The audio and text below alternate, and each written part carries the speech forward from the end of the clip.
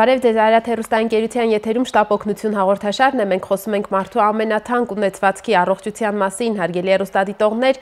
եւ գիտեք, որ մենք ուղիղ եթերում ենք աշխատում, ձեզ նույնպես տալով հնարավորություն մասնակցելու մեր հաղորդմանը։ Հիշեցնեմ ձեզ շատ լավ ծանոթ մեր հեռախոսահամարը 54 89 34 եւ էլեկտրոնային փոստի հասցեն շտապ օգնություն շնիկ Արարատ @tv.am, որով կարող եք ուղարկել ձեր հարցերը։ Հարգելի հեռուստադիտողներ, այսօր մենք կրկին անդրադառնում ենք մարդու հոգեբանական առողջությանը եւ որոշել ենք մեր թեման վերնագրել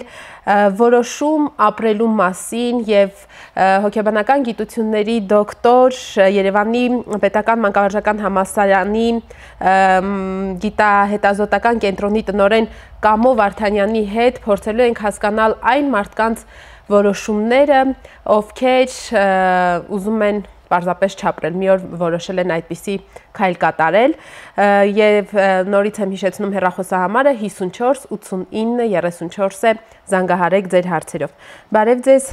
պարոն Վարդանյան, շնորհակալություն, որ եկաք մեր հաղորդմանը։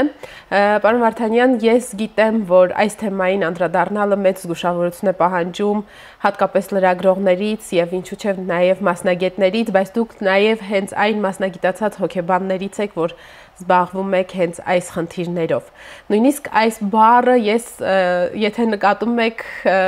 զգուշավոր եմ չարտաբերելու համար, որովհետև ձեր տարիներ առաջ լսած դասախոսություններից մեկից հիշում եմ, որ դա կարող է հակառակ էֆեկտն ունենալ։ Խնդրում եմ սկսենք ամեն ինչ ամենասկզբից, հա, ինչպես ասում են, մի փոքր պատմական ակնարկով եւ նաեւ վիճակագրությամբ։ Աշխարհում եւ Հայաստանում ընդհանրապես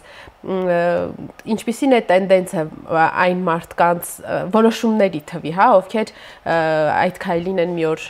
փորձում գնալ։ Ձեր դիտարկումը շատ տեղին էր եւ շատ գիտական, որովհետեւ կա ամերիկացի մասնագետ, պրոֆեսոր Ֆիլիպսի հետազոտությունները, ով գտնում է, որ գոյություն ունի դեստրուկտիվ ինֆորմացիա եւ դեստրուկտիվ ինֆորմացիան անպայման ունի վարակելու, պրոյեկտելու հատկություն։ Եվ այդ է պատճառը, որ ձեր դիտարկումը շատ օբյեկտիվ է, որ անհրաժեշտ է, որպեսզի համապատասխան ինֆորմացիան հաղորդվի գիտականության մակարդակի վրա եւ առավել շատ իր մեջ պարունակի այնպիսի ելևէջներ եւ համատեքստ, որը հնարավորություն տա դրական առումով ներգործելու հասարակության վրա։ Իսկ հիմա առավել կոնկրետ եւ չդառնա գովազդ։ Այո, առավել կոնկրետ պատասխանենք ձեր հարցադրումներին։ Մարդը սովորել է կատարել ինքնասպանություն մինչև անիվի գյուտը եւ կրակի սանձահարում։ Փաստորեն այն շատ հին պատմություն ունի։ Այո, այն դրսևորումները, որ այսօր մեր հասարակությանը շատ հուզում է եւ ինչ որտեղ նաեւ ճգնաժամային բնույթ ունի որոշ երկրների համար, դա ունի իր նախապատմությունը։ Ընդ որում ես ուզում եմ շեշտել, որ կենդանիների վարքային բազմաթիվ մոդելներ կան, որտեղ ինքնազոհողությունը, ինքնասպանությունը ընդունված բաղադրամաս եւ տարը իրենից ներկայացնում։ Այո։ Օրինակ կենդանիներ կան սարդերի մոտ բազմացման շրջանում եկը անպայման ուտում է արուին, ես չեմ ուզում շատ մանրամասնություններ ասել, ծովային որորների մոտ, դելֆինների կետերի մոտ, վարքային բաղադրամաս կա ինքնազոհողության, ինքնասպանության, կարապների մոտ, այո, արագիլների մոտ։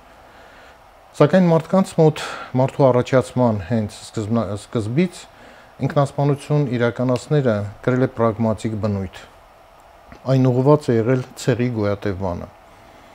Ինչպես գիտենք, այդ ժամանակահատվածներում եղել է հակասություն չկա այստեղ։ Սննդի պահանջմունք է եղել, բայց սնունդը այդքան շատ չի եղել, եւ այդ ժամանակահատվածում նախնադարյան մարդկանց մոտ եղել է այնպիսի վարքային մոդել, որ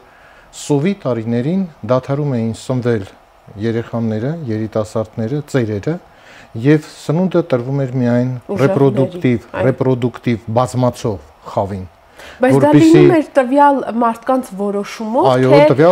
թե լինում էր այդ ցեղի ղեկավարների որոշումով, որ այս մեկը պետք է չսնվի։ Ընդունված նորմ էր իրենից ներկայացնում, ընդունված ավանդույթ էր ներկայացնում տվյալ ժամանակահատվածի համար եւ ուղղված էր ցեղի գոյատևմանը, մարդկային ցեղի գոյատևմանը։ Հետագայում ինքնասպանության երևույթը շատ տարածվեց եւ ավանդույթի բնույթ ստացավ։ Մենք խորենացու հայոց պատմություն աշխատության մեջ հանդիպում ենք տողերի, որտեղ շեշտվում է, որ Արտաշեսի մահից հետո նրա հարճերը, ծառաները, զինվորները, կանայք դիմեցին massայական ինքնասպանությունների։ Եվ ամենակարևոր նախադասությունը, որ ես այդտեղ կարևորում եմ, գրված է Խորենացին նշում է, որ եւ նրան թաղեցին քաղաքակիրթ ազգերի ձևով եւ ոչ թե բարբարոսների նման։ Ուրեմն եղել է ժամանակահատվածը, որ ինքնասպանության որոշակի դրսևորումներ, որոշակի ձևեր իրենցից ներկայացրել են քաղաքակրթության նշան։ Եվ նմանատիպ մոտեցում մենք հանդիպում ենք շատ հին պետությունների մոտ, օրինակ շումերական ուրեմն պետության մեջ նույնպես եղել է նման մոտեցում, այսօրվա պեղումները նույնպես ցույց են տալիս նմանատիպ ուրեմն մարդկանց մնացորդներ, ովքեր միանման ձևով թաղվել են, ինքնասպանություն են կատարել եւ թաղվել, եւ սա խոսում է այն մասին, որ երևույթը շատ լայն տարածված է եղել։ Եվ միջնադարում Եվ եթե այսօրվա վիճակագրության մասին ասենք, պարոն Վարդանյան, այն այսքան դարերը ինչ են տվել, հա, այս երևույթին հետ գնալու, թե ավելի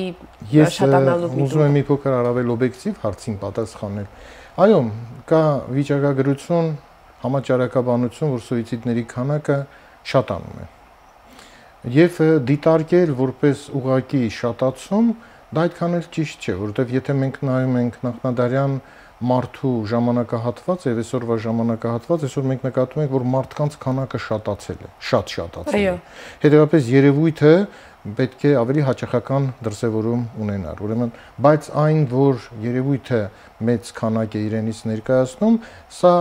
շեշտում է մեկ անգամ եւս, որ երևույթի նկատմամբ պետք է ուղղակի գիտական մոտեցում ցուցաբերել։ Ուղղակի պետք է հետազոտել, հասկանալ երևույթը եւ ձեռնարկել կանխարգելիչ միջոցառումներ։ Ես ուզում եմ վերել համաշխարհային առողջապահական կազմակերպության տվյալները։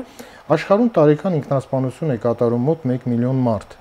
Իսկ ինքնասպանության փորձերի թիվը 10-յակ անգամ ավելի մեծ է։ Համաշխարհային առողջապահական կազմակերպության կանխատեսումներով 2020 թվականին մոտ 1.53 միլիոն մարդ ինքնասպան կլինի, իսկ 10-ից 20 անգամ ավելի մարդիկ կիրականացնեն ինքնասպանության փորձ։ Ստացվում է, որ միջին հաշվով յուրաքանչյուր 20 րոպեն ինքնասպան կլինի 1 մարդ եւ յուրաքանչյուր 1-ից 2 վայրկյան հետո կատարվի 1 սուիցիդալ փորձ։ Սա ոչ թե մեզ պետք է վախեցնի, այլ սա մեզ պետք է զգաստացնի, դարձնի զգոն, որ մենք կարանանք երևույթը ուսումնասիրել եւ ձեռնարկել համապատասխան միջոցառումներ կանխարգելելու համար։ Մենք ուզում ենք մի տվյալ էլ այստեղ ասել, որը շատ կարեւոր տվյալ է։ Տեսեք, քանակը շատացել է, բայց առավել շատ մեզ անհանգստացնում է, որ երևույթը երիտասարդանալու միտում է դրսևորել։ Պարոն Վարդանյան, դուք նշեցիք, որ երիտասարդանում է նաև երևույթը, տենդենս կա այդպիսի, դա ինչ որ ձևով հիմնավորվում է եւ ընդհանրապես խնդրում եմ ասեք, թե որն է ինքնասպանության հոգեբանության հիմքը, այսինքն ինչ շերը կարելի է համարել ամենամեծ դրդապատճառները այս գործողության։ Ես մի քիչ առաջ նշեցի, որ մեզ համար առավել շատ մտորելու առիթ տալիս է երևույթի երիտասարդանալու տենդենսը։ Այո։ Մինչև 1950-ական թվականները կատարած հետազոտությունները ցույց են տալիս, որ ինքնասպանություն կատարողների գերակշիռ մասը եղել է 50 տարեկանից բարձր տարիքի անձնավորություններ։ Եվ կա 1995 թվականին կատարած հետազոտություններ, որտեղ ցույց է տրվում, որ ի օգուտ քանակական հարաբերությունը փոխվում է մինչև 40 տարեկան կատարած անձնավորությունների։ Այսինքն մեկ անգամ եւս փաստվում է, որ մենք ունենք խնդիր, խնդրեմ ունենք, եւ այդ խնդրումը պետք է անպայման մենք կարողանանք ճիշտ տարբերակի մեջ, ճիշտ համատեքստում, գիտական համատեքստում օբյեկտիվ լուծում տալ։ Սա այն, ինչը ես ուզում եի, որ ուշադրության համար ներկայացնել։ Ինքնասպանության երևույթը, առեղծվածային երևույթ է ըստ էության։ Չգիտեմ ինչի հասարակության մեջ ինչ որտեղ նաեւ բացասական դրսևորումներով, բացասական աուրայով երևույթը ինքը իրենից ներկայացնում։ Ես պետք է ասեմ հետեւյալը, որ ինքնասպանությունը մենք սահմանում ենք որպես հոգեբանական դեզադապտացիայի արդյունքում ինքնակամ հարաբերական հանգստի վիճակում, սահմանային հոգեվիճակում կամ ախտաբանական վիճակում իրականացրած լետալ ավարտով, մահվան ելքով, նույնիսկ հարաբերական հանգստի աուտոդեստրուկտիվ վարք։ Այո։ Այս սահմանման մեջ մտնում է ընդհանրապես բոլոր տեսակի սուիցիդալ վարքային դրսևորումները։ Ինչի բոլոր տեսակի, որտեղ մենք ունենք իրականացվող սուիցիդներ եւ անձի, այո, հարաբերական հանգստի վիճակում։ Այո։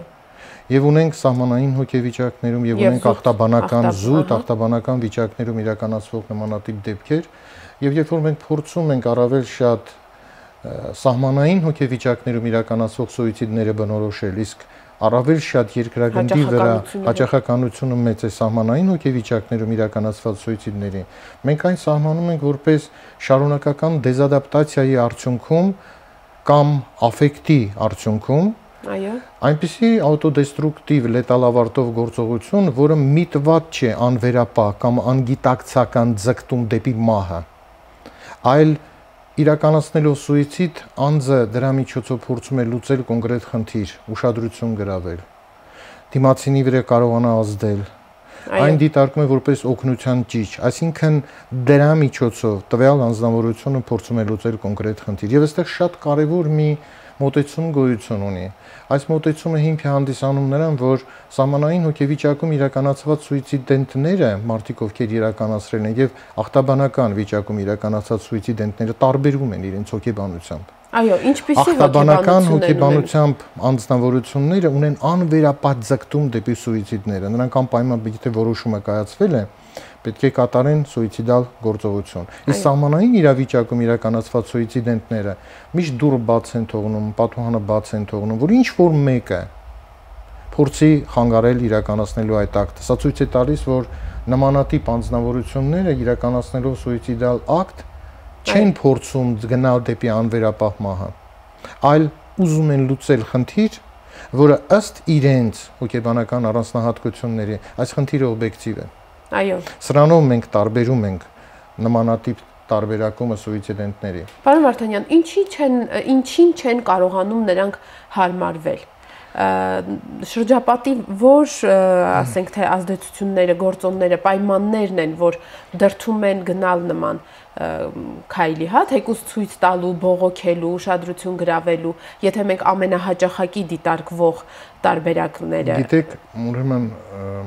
եթե ես սկսեմ թվարկել թե ինչին, դա մեծ քանակությամբ նմանատիպ պատճառներ գոյություն ունեն, հաշվարկված է, որ մինչև 800 նմանատիպ պատճառներ կան։ Այսինքն գրեթե ամեն ինչը նրանց համար կարող է պատճառ։ Սակայն այստեղ շատ կարևոր նշանակություն ունի, թե ով է այդ անձնավորությունը։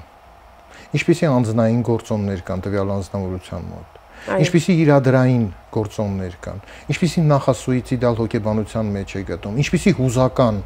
գործընթացներում է տվյալ անձնավորությունը գտնվում, պատճառը, պայմանը, առիթը, ինչպես են սրանք համատեղվում, օբյեկտիվ, սուբյեկտիվ գործոնները, ինչպես են սրանք համատեղվում, այսինքն ինքնասպանություն իրականացնելը դա շատ բարդ գործընթաց է, այդքան հեշտ չի իրականացում։ Այս բոլորը պետք է մեկտեղվեն, պետք է համատեղվեն, հասկանալի է։ Պարոն Վարդանյան, իսկ այն մարդիկ, ովքեր չեն գտնվում այդ սահմանային իրավիճակներում հոգեբանական եւ ոչ էլ ախտաբանական, այլ հանկարծակի այդ հարաբերական հանգստի իրենց վիճակում, որ այսինքն ամենաանսպասելի դեպքերն են փաստորեն դրանք։ Մարդը adekvat է, ոչ ոք նրանից չէր սպասում եւ որևէ նախազգուշացում, որևէ նշան, որևէ տրամադրության անկում կամ այլ որևէ հուշում չի եղել այդ մասին։ Կա, դրանք բոլորը նույնպես դիտարկում են։ Միանգամից համատեղվում են ձեր նշած այդ բոլոր հետեւյալը, ուրեմն ցանկացած սուիցիդալ ակտ ունի նախասուիցիդալ փուլ։ Այո։ Որը իր մեջ պարունակում է։ Դա ճանաչելի է կողքինների համար։ Որը իր մեջ պարունակում է, տեսեք, անտիվիտալ մտքեր, սուիցիդալ մտայնություն, խնդրում այդ տերմինները մեր հեռուստադիտողները չեն հասկանում։ Ես չեմ ուզում սա շատ մանրամասն, կյանքի դեմ ուղղված, ես չեմ ուզում սրանք մեկնաբանել, ես ուզում եմ ուղղակի սա շեշտել, որ ցանկացած սուիցիդալ ակտ բացի աֆեկտիվ սուիցիդներից, իմպուլսիվ աֆեկտիվ սուիցիդներից, մնացածը ժամանակահատված է անցնում։ Եվ այդ ժամանակահատվածում անձի մոտ հոգեբանություն է փոխվում, վարք է փոխվում եւ նկատելի է շրջապատող անձանց կողմից։ Բոլորը դա նկատում են, այսինքն չկա մի այնպիսի սուիցիդ, որը կողքից չնկատվի։ Իսկ այն հարցը հարաբերական հանգստի վիճակում դրսևորվող սուիցիդների հարցը վերջի ժամանակահատվածում ոչ ինչպես աշխարհում, այնպես էլ մեր մոտ դա բավականին մեծ թվականակ է կազմում։ Մարդը վերցրել է գումար բանկից, այո, որպեսզի բիզնես ձեռնարկի, մեծ գումար, եւ հիմա ստացվել է այնպես, որ ինքը չի կարողանում այդ գումարը փակել։ Փակուղու մեջ է փաստորեն։ Եվ ինքը, այո, գիտակցական փակուղու մեջ է։ Անելանելի իրականության, իրադրության մեջ է։ Վտանգ է սպառնում։ վտանգ ոչ միայն իրեն։ Եվ այս պարագայում այս դեպքում նախասուիցիդալ այդ վիճակը չի լինում։ Լինում է, բոլորի դեպքում է լինում է։ Եվ նկարակ տեսեք, այ այս դեպքում էլ մենք գործ ունենք հոգեբանական փոփոխությունների հետևյալ անձնավորության մոտ։ Այո։ Ինքն էլ է անցնում բոլոր։ Ինչպիսին կարող է դառնալ։ Շատ ակտիվ թե ընդհակառակը пассив, թե ասենք թե շրջապատը, ընտանիքը ինչպես դա նկատի հասկանալ։ Ուզում եմ շեշտել հետևյալը, որ ցանկացած նախասուիցիդալ փուլում, երբ որ մենք բնութագրում ենք նախասուիցիդը, եւ դա ժամանակային փուլ է իրենից ներկայացնում, դա ինքնասպանությանը նախորդող ժամանակահատվածն է եւ դա հոգեբանական փուլ է իրենից ներկայացնում, հուզական վիճակ է։ Եվ գերակշռող հուզական վիճակը նմանատիպ դեպքերում դրանք իրենցից ներկայացնում են հիմնականում դեպրեսիաները։ Դեպրեսիվ հոգեվիճակի մեջ է լինում։ Իսկ դեպրեսիան ունի դասական հիմնական եւ օժանդակ ախտանշանները, որոնք եւ մասնագետների կողմից եւ երբեմն նաեւ հասարակ հանրության կողմից, ովքեր մասնագետներ չեն, հատկապես ինքնամփոփությունը, սեփական ներաշխարհի բովանդակությամբ ապրելը, հոռետեսությունը, ակտիվության նվազումը, հետաքրքրությունների անկումը, սրանք խոսում են այն մասին, որ տվյալ անձնավորությունը գտնում է դեպրեսիվ հոգեվիճակի մեջ։ Եվ արդեն սրանք իրենցից ներկայացնում են սուիցիդի բանալիներ, սուիցիդի նշաններ, որոնք մի այլ նշանների համար բազիս են հանդիսանում։ Օրինակ, տեսեք հələ մարդկանց մոտ կա ապրել հանուն ինչի հարցադրումը։ Եվ մեզանից յուրաքանչյուրը ապրում է հանուն ինչի, կամում։ Այո։ Եվ որքան այդ կապը մեծ է, այնքան ապրելու ցանկությունը մարդու մոտ մեծանում է։ Սակայն սուիցիդալ հակվածության ժամանակահատվածում սկսում է տեղի ունենալ այդ կապերի քայքայում։ Իր համար ամենասիրելի անձնավորության հետ իր կապերը սկսում է աստիճանաբար սառեցնել, այո, ձգտում է միասնականության, չի կիսում նրա հետ։ Իր համար շատ սիրելի առարկաները, մինչև անգամ հոբի, տարբեր դրսևորումներ իրեն համար դառնում են օտարացված տարբերակ։ Եվ սրանք այդ ժամանակահատվածը որևէ հստակ չափ ունի, ասենք թե գործողությունից առաջ 1 ամիս, 1 տարբեր է, բայց գիտական գրականության մեջ նշված է, որ դա կարող է լինել մինչև 1 տարի 6 ամիս։ Այդքան երկար ժամանակահատված մարդը կարող է նախասուիցիդալ փուլում գտնվել։ Այդ փուլում նախազգուշացումներ լինում են, որովհետև մենք գիտենք, որ շատ հաճախ եւ նույնիսկ այնպիսի տպավորություն է, պարոն Վարդանյան, որ չկա մեկը ում մոտ ինչ որ մի անգամ կյանքում նման միտք չի ծագել, բայց ամենքը երևի յուրովի է դա կախված անձի պաշտպանական մեխանիզմներից, առողջ մտածելակերպից, ռացիոնալ մտածելակերպից, ինչու չէ նաև շրջապատող միջավայրի նրա նկատմամբ դրսևորած վերաբերմունքից, որտեղ վերջնական առումով ինքնասպանությունը դա հուսահատության, հուսալքվածության հոգեբանություն է, միայնակության հոգեբանություն է։ Ինչու՞ չէ նաև այստեղ շատ կարևոր նշանակություն ունի նաև մարդու ոչ ախտաբանական վիճակները։ Այո։ Եվ միևնույն ժամանակ իր հարազատը, բարեկամությունը, անկերությունը որքանով է փորձում այդ իրականությունից, այդ իրադրությունից նրան պահել հետ։ Սրանք շատ կարևոր դրսևորումներ են, որ մեզանից յուրաքանչյուրը նա պետք է իր հարազատի վրա ուշադրություն սևեռի, նմանատիպ փոփոխությունները ընկալի եւ անհրաժեշտության դեպքում նաեւ բարձրաձայնի վերոնշյալ խնդիրներ եւ մասնագիտական ուղղորդվածություն դրսևորի։ Սրանք կանխարգելման համար առաջին նշաններն են իրենցից ներկայացնում, այսինքն այո, մենք ուսումնասիրում ենք երևույթը կանխարգելման նպատակով, բայց կան շատ բարձ պրիմիտիվ կանխարգելիչ դրսևորումներ, դա մեր ուշադրությունն է, մեր ամենաբարձր արժեքի մարդու նկատմամբ, մեր հարազատի, մեր ընկերոջ, այո, հարգանքը տվյալ անձնավորության նկատմամբ, փոփոխությունները անձի մոտ կատարվող փոփոխությունների ֆիքսումը, բացասական առումով։ Սա արդեն լայն դիապազոն է, որտեղ հնարավոր է նմանատիպ վերաբերմունք եւ ռեաբիլիտացիոն գործընթաց ձևավորել։ Այո, պարոն Վարդանյան, մենք արդեն այստեղ ունենք 2 հարց, ընթերցեմ դրանցից առաջինը, մեր հեռուստադիտողը գրում է Շնորհակալություն, որ հենց Վարդանյանի հետ եք որոշել քննարկել այս հարցը, ես լսել եմ, որ նա լավ մասնագետ է, հարգելի Կարինե, խնդրում եմ պարոն Վարդանյանը պատասխանի իմ հետևյալ հարցին։ Դուք չեք գտնում, որ այդ գործողությանը գնում են այն մարդիկ, ովքեր դադարում են սիրել իրենց հարազատներին, որովհետև իրենց ազատելով իրենց իսկ կարծիքով այդ դժվար իրավիճակից, նրանք այլ ավելի դժվար իրավիճակում են դնում իրենց հարազատ մարդկանց։ Շատ հուզիչ հարց է եւ հարցադրումից պարզում է, որ տպավորության տակ է հարցադրողը նմանատիպ դեպքերի դերվագների։ Այո։ Ես չեմ ուզում կատեգորիկ պատասխան տալ, որովհետեւ հոգեբանության մեջ եւ հատկապես սուիցիդալ հոգեբանության մեջ կա շատ կարևոր սկզբունք, հատկապես մեր գիտության սուիցիդալ հոգեբանության, ոտքի վրա ձեռքի հետ որոշումներ եւ դեղատոմսեր չտալ։ Եվ բայց կփորձեմ ընդհանրական տարբերակի մեջ ես ասեմ հետեւյալը, որ տարբեր տեսակի սուիցիդենտներ գոյություն ունեն եւ նրանց հոգեկանում կատարում են տարբեր տեսակի փոփոխություններ եւ այն, որ դադարում են սիրել հարազատներին, այդքան էլ այդպես չէ։ Նրանք սիրում են իրենց հարազատներին, շատ են սիրում։ Այո։ Ուզում են ապրել, բայց այդպես ապրել չեն կարող,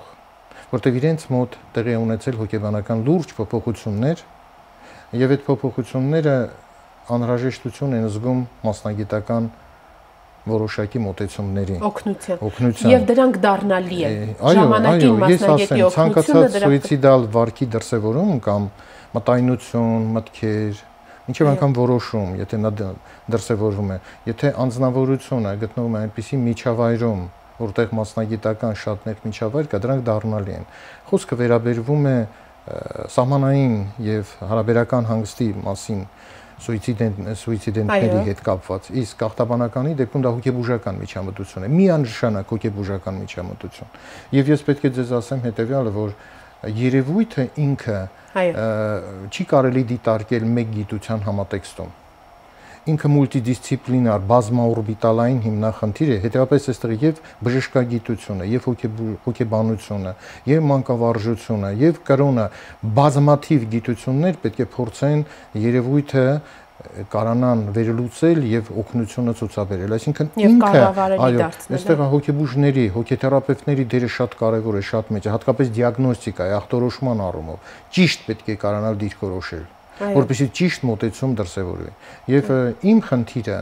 որ ես ուզում եմ, որ հասարակության մեջ երևույթի նկատմամբ ոչ թե դիլետանտական մոտեցում լինի, այլ զուտ գիտական օբյեկտիվ, հասկանալ երևույթը։ Բայց դա հնարավոր է, որ հասարակությունն ամբողջությամբ դիլետանտ չլինի, գիտական մոտեցում։ Եթե մենք ուսումնասիրում ենք, տեսեք, ամենալավ կանխարգելումը երևույթի,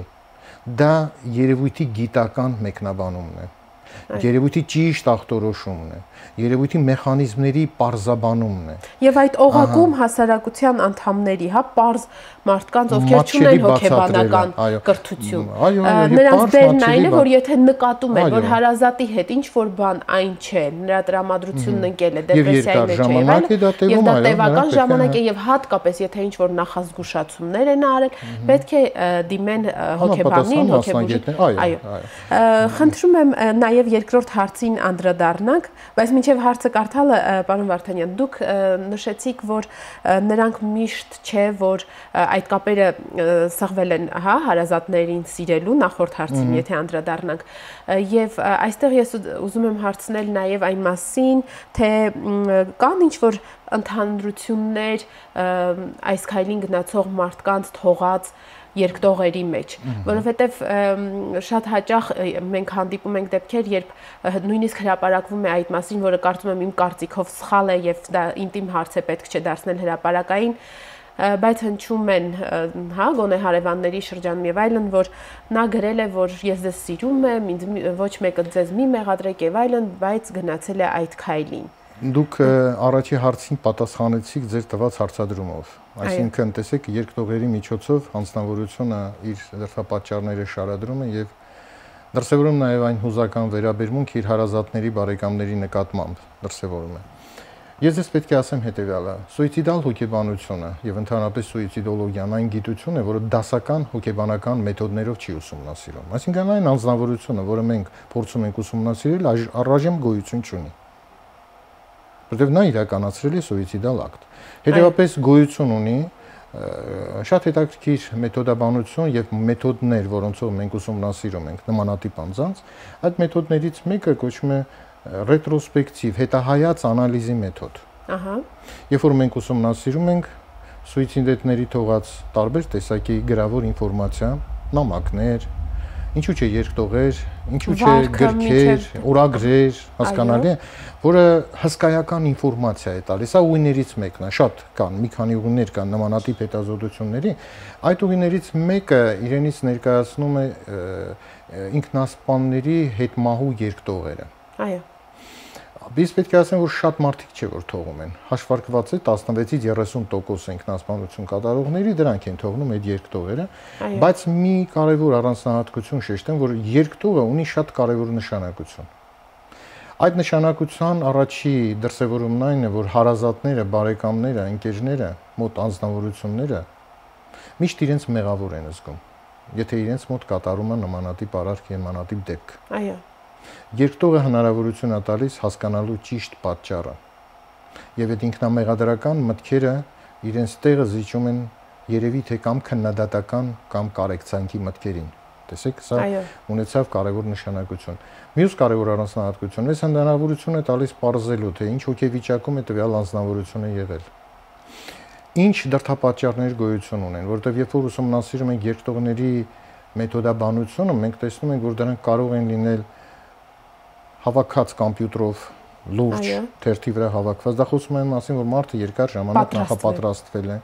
Կարող են լինել անձեռնոցիկի վրա կարճ գրություններ։ Այո։ Դրանք կարող են լինել շատ մանրամասն հիստերիկ անձնավորությունների մոտ դրանք առավել մեծ ինֆորմացիա են պարունակում եւ կծկտուր տվյալներ կարող են լինել։ Համենայն դեպս սրանք տալիս են բավականին ինֆորմացիա, բայց սրանք ոսկե ճանապարհ չեն ինքնասպանությունների բացահայտման, ինչպես նշում է Շնեյդմանը։ Մենք այստեղ օգտագործում ենք տարբեր տեսակի այլ մեթոդներ եւ մեթոդաբանություններ, հատկապես պրոյեկտիվ մեթոդներ ենք օգտագործում նույնպես այս գործընթացների ժամանակ։ Եվ ուսումնասիրությունները ցույց են տալիս շատ հետաքրքիր մի բան, որ եւ հիմա եւ սրանից 100 տարի առաջվա կաթողնված երթողները ցույց են տալիս, որ բովանդակությունները նույնն են։ Այսինքն այն խնդրեմը, որ այսօր մարդկությանը հուզել է, նույն խնդրեմը հուզել է նաեւ 100 տարի առաջ։ Այսինքն այն հիմնախնդիրը, որը տանում է դեպի համապատասխան դեստրուկտիվ վարքի, համընդհանուր գործընթաց եւ հիմնախնդիր է ինքը իրենից ներկայացնում։ Հասկանալի է։ Առավել երիտասարդների մոտ, երբ որ երկտող են թողում, չկա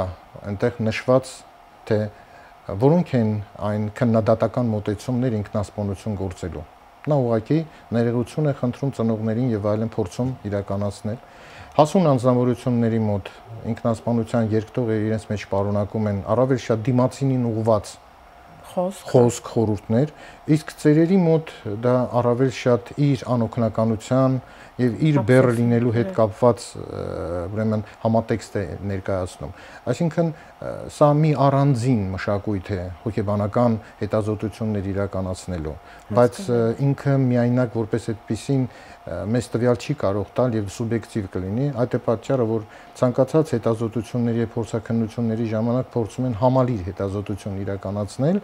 որը իր մեջ բազմաթիվ բաղադրամասեր է ինքը իրենից ներկայացնում։ Այո, հոգեբանության մեջ Սուիցիդալ հոգեբանության մեջ մենք ունենք նմանատիպ տարբեր տեսակի բաժիններ, որոնք հետազոտություն են կատարում։ Պարոն Վարդանյան, երկրորդ հարցը նույնպես ընթերցեմ հեռուստադիտողներից մեկը գրել է. Պարոն Վարդանյան, խնդրում եմ ասեք, եթե մարդը զգուշացնում է,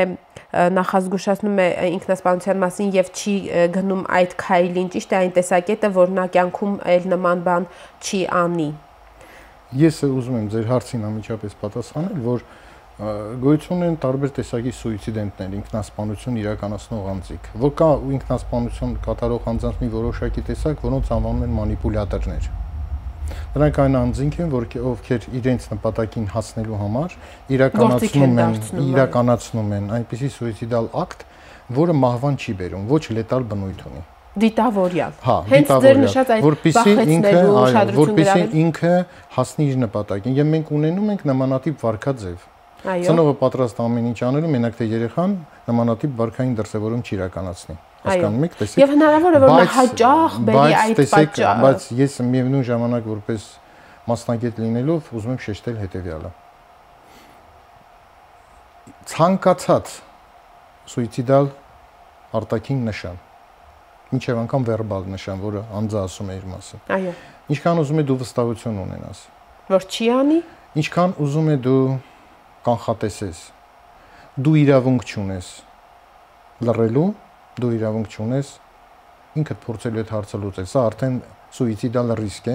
եւ անպայման դա պետք է մասնագետները որոշեն։ Այսինքն, եթե ծնողի մոտ երեխան մեկ անգամ նման արտահայտություն է արել, պետք է ձեռքից բռնի եւ գնա հոգեբանի մոտ, ճիշտ եմ պատկերացնում։ Եթե ձեռքից չի էլ բռնում, համենայն դեպս պետք է կոնսուլտացիա անի։ Այո։ Այդ երեխան պետք է լինի ուշադրության հետազոտության կենտրոնում։ Ես ինչի եմ շեշտում երեխա բառը, որ դուք ասում եք մի քիչ վերապահումով եմ ասում, որովհետեւ ուսումնասիրությունները ցույց են տվել, որ մինչև 11 տարեկանը չեն կատարում սուիցիդ, որովհետեւ չեն հասկանում մահվան անվերադառնալիությունը։ Այո։ Մարդը կատարում է դա, երբ որ հասկանում է, թե ինչ է իրենից ներկայացնում մահը։ Հետևաբար 11 տարեկան հասակը ինքը ռիսկի խումբ է։ Դա դեռահասներն են, որոնց մոտ կա դեստրուկտիվ հակում։ Մարդը անձնավորությունը դեռահասը մի փոքր իսկ դժվարությունից, մի փոքր իսկ խնդրից, կոնֆլիկտից կարող է իրականացնել սուիցիդալ ակտ։ Այսինքն սա ռիսկի խումբ է։ Դրա համար ցանկացած դրսևորում, թեկուզ եւ դու վստահ ես, դու իրավունք չունես աչքարթող անելը 11 տարեկանից սկսած։ Դեռահասության 13, 14 պատանեկությունն էլ ռիսկի խմբի մեջ մտնում։ Դրա համար դա պետք է միշտ լինի ուշադրության կենտրոնում։ Պարոն Վարդանյան, եթե մարդը մեկ անգամ արդեն փորձել է նման բան եւ կամ իր իսկ նախնական մտայնությամբ կամ պատահականորեն, հա, բարեբախտաբար չի եղել այդ կենթանի է մնացել, ողջ է մնացել, ինչպես է շարունակվում նրա կյանքը դրանից հետո, չէ՞ որ սա նույնպես մեծ փոփոխության ժամանակի սղության պատճառով ես արագ պատասխանը որ հասցնեմ, գոյություն ունի հետսուիցիդի 4 տեսակներ։ Այո։ Ամենաառաջի հետսուիցիդի տեսակը դա իրենից ներկայացնում է ամրագրված հետսուիցիդ, ֆիքսված։ Մարդը խնդրեմ ունի, իրականացրել է սուիցիդալ ակտ, իր կամքից անկախ կենթանի է մնացել։ Այո։ Բայց խնդրեմը չի լուծվում։ Հետևաբար հավանականությունը կրկնվելու մեծ է։ Երկրորդը քննադատական հետսուիցիդ։ Այո։ Մարդը կատարել է համապատասխան գործողությունը, հետո փրկվել է։ Ինքն իրեն է քննադատում, թե շրջապատի քննադատում։ Ինքը իր արարքը առավել հանգիստ վիճակում, հարաբերական հանգիստ վիճակում փորձում է քննադատել։ Հատկապես երբ որ նրա կողքը կան մասնագետներ, բարեկամներ, ծնողներ, հասկանալի է։ Եվ երրորդը կոչվում է վերլուծական հետսուիցիդ։ Սա արդեն այն գործընթացն է, երբ որ կամ ինքը կամ մասնագետի միջամտությամբ ինքը այլ ուղիներ է ստանում, որ դա միակ եւ ռացիոնալ ուղին չէ։ Կան այլ ուղիներ, որոնք ավելի ռացիոնալ են։ Սա կոչվում է վերլուծական, հավանականությունը փոքրանում է, բայց միշտ ռիսկը կա բոլոր դեպքերում։ Եվ չորրորդը մանիպուլյատիվ հետսուիցիդներ, որը բացատրեցի։ Ցանկացած մանիպուլյատիվ ակտից հետո, սուիցիդալ ակտից հետո կամ փորձից հետո հավանականությունը մեծ է, բայց ոչ լետալ առումով։ Այստեղ կարող է լետալ դրսևորում լինել, երբ որ մարդը անցնում է սահմանը, իր կամքից անկախ, հասկանալ գործողությունը կատարում է։ Ես միշտ պետք է ասեմ հետեւյալը, որ ցանկացած սուիցիդալ ակտից հետո առաջանում է առավել բարդ հոգեվիճակ, որովհետև տեսեք կախվելու միջոցով իրականացված հետ ստրանգուլյացիոն էֆեկտ է կոչվում, ձայնալարերը, կլման ակտը, խոսելու ունակությունը վնասում են եւ այստեղ ավելանում են նոր խնդիրներ։ Հետևաբար ցանկացած սուիցիդալ փորձ, որը լետալ ավարտ չի ունեցել, ինքը լայն հետազոտման, լայն միջամտության, լայն վերականգնողական թերապիա է ինքը իրենից ներկայացնում եւ պահանջում։ Եվ այդ է պատճառը, որ պետք է մեծ ուշադրություն դարձնել նմանատիպ իրավիճակներին։ Մասնագիտական ուշադրություն։ Խնդրում եմ ասեք, պարոն Վարդանյան, իսկ այն մարդիկ, ովքեր նրա շրջապատում են, ով փորձեց դա անել եւ չստացվեց, եւ ասենք շրջապատը չի տարբերակում, հա, նա ձեր նշած այդ 4 տարբերակներից որի մեջ է։ Ձեզ դիմեց, ասենք թե հոգեբաններին դիմեց, նա արդեն process-ի մեջ է, բայց օրվա մեծամասնությունը տվյալ անձնավորությունը իր շրջապատի, իր համայնքի հետ է։ Ինչպես պահել այդ շատ ուշադրության կենտրոնում պահելը չի կարող հակառակ էֆեկտ ունենա։ Ուզում եմ շեշտել հետեւյալը, երբ որ ասում եք ուշադրություն, դա չի նշանակում 24 ժամ դիտման տակ պահել։ Մենք ունենք դեպքեր, այդպիսի դեպքեր ունենք։ Երբ որ երեխան կատարել է անձնավորությունը, հայրը, մայրը 18-20 տարեկան անձնավորությունը կատարել է, հայրը մայրը անդադ հետևում են։ Սա էլ մի այլ ծայրահեղություն։ Խոսքը վերաբերում է նրան, որ եթե նմանատիպ դրսևորում է լինում եւ տարվում է մասնագետի մոտ, Մասնագետը արդեն ցուցաբերում է մասնագիտական օգնություն, ինքը տալիս է խորհուրդներ, թե ինչպես պետք է անել, հասկանալի է։ Ընդ որում շատ ավելի ակտիվ եւ նպատակահարմար գործունեություն է, եւ որ այստեղ աշխատում է ոչ թե մեկ մասնագետ, այլ մասնագետների խումբը, թիմը, որի մասին դուք նշեցիք։ Այո, մի քիչ առաջ ես ասեցի, սա ամենաակտիվ տարբերակն է իրենից ներկայացնում։ Այո, ես հասկանում եմ, որ ինքնասպանությունը շատ մեծ թեմա է, շատ հարցեր կան եւ իմ հարցերից եւ հեռուստադիտողներից մեկն է նույնիսկ ինքնասպանության դրդելու մասին է հարցնում, թե դա իրականում կարող է նման իրավիճակ լինել, թե ոչ, սա, բայց այսօր չենք հասցնում, ներողություն եմ խնդրում հեռուստադիտողից պատասխանել։ Խնդրում եմ 1 րոպե ընդհանրապես ձեզ ձեր ամփոփիչ խոսքը ասելու համար, համենայն դեպս, որ իսկապես այսօրվա մեր հաղորդումը չդառնա գովազդ նման գործողության։ Ես ուզում եմ շեշտել հետեւյալը, որ մեր այսօրվա հաղորդումը ոչ թե բացասական նոտայով հաղորդում, ինքը դրական նոտայով հաղորդում է, որտեղ մենք խոսում ենք ապրելու արվեստի մասին։ Մենք խոսում ենք կյանքը հասկանալու արվեստի մասին։ Եվ սուիցիդալ հոգեբանություն հենց միտված է դրան, հասկանալի է։ Եվ ես ինչ եմ ուզում ասել, իմ վերջի խոսքը։ Ես ուզում եմ շեշտել հետեւյալը, որ մենք մասնագետներս միշտ կարեկցում ենք սուիցիդենտներին, բայց քննադատում ենք երևույթը։ Այո։ Եվ ուզում ենք շեշտել հետեւյալը, որ կյանքում բազմաթիվ են դժվարությունները, չկա մարդ, որ ինքը դժվարություններ հաղթահարած չլինի։ Չկա մարդ, որ չունենա ապագայում էլ դժվարություններ։ Կյանքը փորձություն է, կյանքը մրցակցություն է։ Հետևաբար կյանքը տրված է, որպեսզի դու կարողանաս այդ փորձությունները հաջողությամբ, արդյունավետությամբ հաղթահարես եւ դրսեւորես քո անձը։ Այո։ Հետևաբար ես խորհուրդ եմ տալիս բոլորիդ, որ նմանատիպ մտքերում մոտ որ արկա է, որ ձեզ տանը սպասում են, որ դուք ունեք մի գեղեցկուհի, գեղեցիկ անձնավորություն, ով մտորում է քո մասին, որի մասին դու չգիտես, որ դուք ունեք մայր, հայր, ծնողներ, ձեզ սիրողներ, սպասողներ, եւ ընդհանրապես կյանքը գեղեցիկ է եւ հիասքանչ։ Խորհուրդ կտամ սովորել ապրել, սովորել դժվարությունները հաղթահարել։ Շնորհակալություն, պարոն Վարդանյան, շատ հետաքրքիր զրույցի համար, ճիշտ է, ելի եմ ասում, հարցերը շատ են եւ գուցե առիթ լինի նորից անդրադառնանք մյուս տեսակետներից նույնպես մոտենալու հարցին, այսօրվա համար շատ շնորհակալ եմ։ Հարգելի հեռուստադիտողներ, հիշեցնեմ մեր տաղավարում մեր հոգեբանական գիտությունների դոկտոր, Մանկավարժական համալսարանի գիտահետազոտական կենտրոնի տնօրեն Կամո Վարդանյանը եւ մենք խոսում էինք ապրելու որոշումների եւ չապրելու որոշումների մասին եւ պարոն Վարդանյանի խոսքին գրեթե ոչինչ չունեմ ավելացնելու, նրա ամփոփիչ խոսքն ամեն ինչ ասում է, այնինչ մնում է մեզ պետք է չթողնենք, որ մեր կողքինը, մեր հարազատը, մեր սիրելին իրեն հուսալքված զգա, որովհետեւ այս քայլին գնում են հիմնականում հուսահատված եւ միայնակ զգացող մարդիկ իրենց, իսկ դրա հիմնական միջոցը մեր ուշադրությունն ու սերն են մեր կողքինների նկատմամբ։ Այսօրվա եւ այս շաբաթվա համար մենք այսքանն ենք նախատեսել, հանդիպելու ենք երկուշաբթի, առողջ եղեք։